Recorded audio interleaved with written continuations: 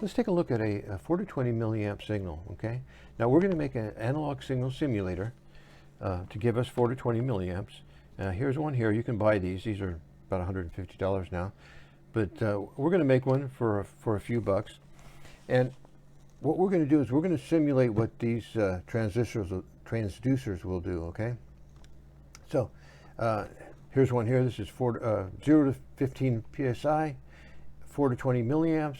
And you can put in between 10 and 30 volts into this thing, volts DC, okay? So at zero pressure, it's 4 milliamps, and at 15 psi, it's going to be 20 milliamps, okay? And here's one here. This one's, the supply here is from anywhere from 7 to 35 volts, and it's going to be from 0 to 250 psi. What's this one here? 0 to 15, 0 to 200, and 250. So these are all transducers, but we're going to make a device that will simulate what these things do. So if you don't think these are working, you can take it out of the circuit and then put your little simulator in there to test the circuit. Okay, so now the most common power supply used is going to be 24 volts, okay? Now the distance that these things can go, the 4 to 20 milliamp signal, depends on the wire resistance, and up to 10 kilometers is possible. I've gone 2 kilometers myself with number 12 wire and had no problems. Now the reason we start with 4 milliamps or 1 volt, we call that live zero. So that's, you can tell the difference between a zero value and a broken connection. So when you have 4 milliamps on that, you know there's zero pressure. But if you don't have the 4 milliamps, you know that something's wrong. There's a broken wire. This is a big loop that these things are in. Okay. So now here's the. This is going to be inside the tied to your PLC or your Arduino or whatever. We use the 250 ohm resistor there, and this is the unit that we're going to make up over here, okay? Now we use a 250 ohm resistor here because if we put 1 volt into the 250 ohms, we're going to get 4 milliamps, okay? And if we put 5 volts in here, we're going to get 20 milliamps, okay? So this, it's easier to look at it this way here. It's just a voltage divider, and we're using the 250 ohm resistor here, just because if at 1 volt, you know, you get 4 milliamps, and if you have 5 volts across, if there's 5 volts here, you're going to have 20 milliamps across this 250 ohm resistor here, okay? So we know we're going to go with a 250 ohm resistor because the analog input goes from 0 to 5 volts. Now, if you're using, say, a 3.3 volt controller, then you would want to change this to, say, 165 ohms, so that you'll get your 4 to 20 milliamps out of it. But we're using 250 ohms, and that's the most common you'll run across, okay? So we're going to make this unit up. So what we want to do is we want to say, what do we need to get 5 volts over here, okay? So here's our formula here. V out equals V in, which is going to be 24 volts. And we know what R2 is here. It's going to be 250 ohms. So we just have to solve for R1, okay? So that's fairly easy to do, and I did that, and we came up with 250 ohms. So if you add those together, divide it into the 250 ohms up here, times it by 24 volts, you get 5 volts over here, okay? So if we have 950 ohms up here, we're going to get 5 volts over here. Then I used a 5K pot because 5K, it's not exact, but it's close as we can get. So if you add all those together, you know, the 950 plus the 5K and another 250, divide that in and times it by your 24, you're going to get 1 volt out of there, or close to 1 volt out of there, okay? And we're going to give this a try. Now, you can't get a 950 ohm resistor.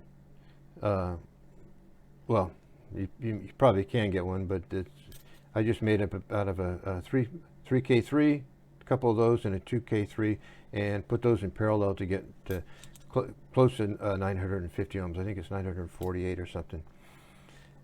The 250 ohm resistor though, that's got to be pretty accurate. So I ordered some of those 250 ohms and at 1%. So those you probably have to order a 250 ohm resistor, or they'll come in the unit that you have. So we've got our unit here, and here it is here. Okay, so I've got our pot, and I have a couple the 950 ohms resistor on there, and I got it tied to a couple clip leads there, so that we can control this the current through this 250 ohm resistor and get 1 to 5 volts out of here. So I got this set up over here. We'll give it a try. There we go.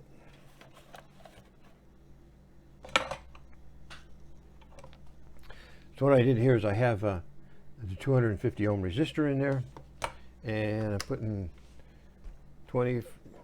Well, let's see what we're putting in there. And put this at, I'll put it at 20.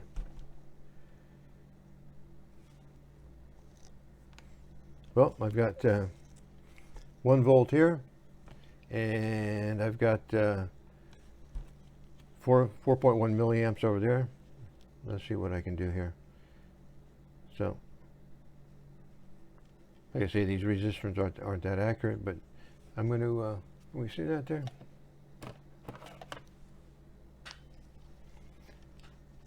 So I had 1 volt at 4 milliamps. I'm going to go up to 5 volts and see what I've got.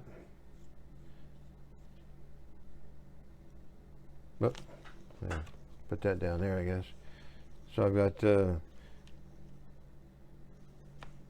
well, 4.93, and I got 20 milliamps over here. But you know, this isn't that accurate, okay? But it's going to be plenty good to test to see if your transducers are actually working or not, okay? So that part works. I just made us a little unit up here for with the 250 ohm resistor there, and I'm just running this loop through there. So now what we're going to do is we're going to turn these off and take this out.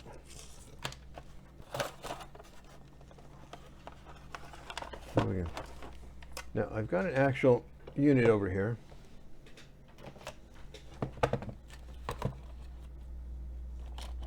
Turn that on.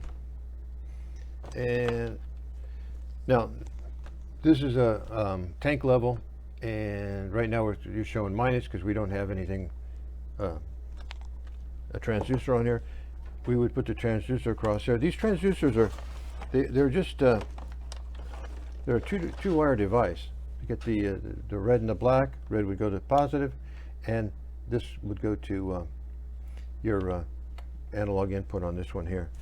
So we're going to take our little, let's see, put that up there. We're going to take our little unit here and tie it on there and see what happens.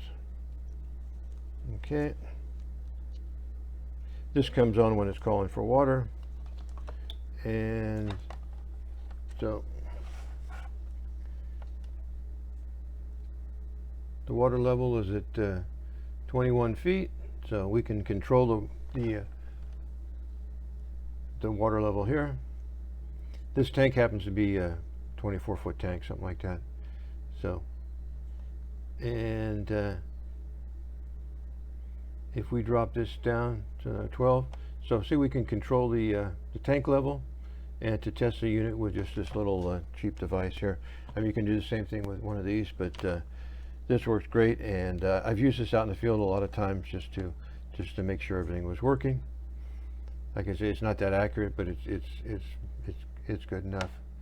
So our tank level's at 5 feet, and there's a little time delay, and this comes on. It's calling for water. It's going to pump water into the tank, and then when it goes up to 12 feet, let's go this way. Turn that up to 12, And that's it. We're stopping the tank at 12 feet there. These are adjustable. Anyway, that's your 4 to 20 milliamps, and just this little device here will help you out in the field to simulate the transducers. Of course, you can always get a professional unit like that. But that's 4 to 20 milliamps. Thank you.